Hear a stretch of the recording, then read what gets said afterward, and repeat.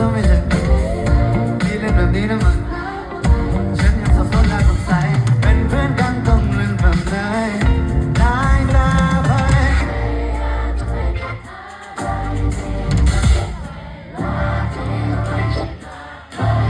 รู้ตัวเองคือใจดีแต่เขาทำ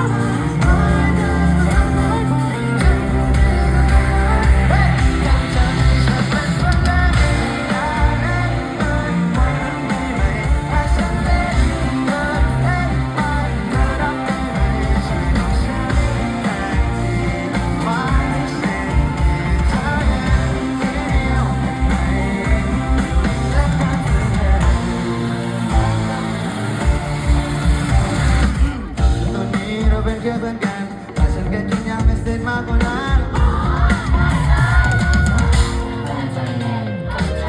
เราได้บอกคนดีก่อนนอนเอาเพื่อนแบบไหนต้องว่าแล้วบอกว่าเริ่มไม่แน่ใจเอาหน้ามาเล่นแต่นอนแต่ฉันยังรักรักกับเป็นเธอที่มันทำใจ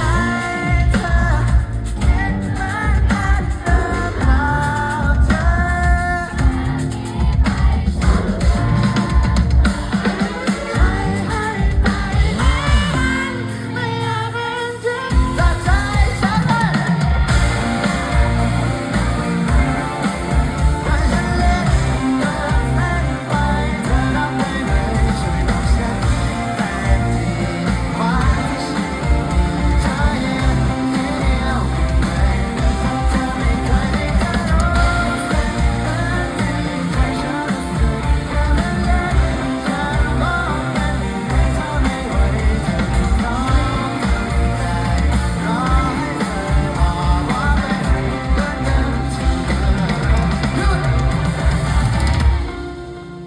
ปลายปีแล้ว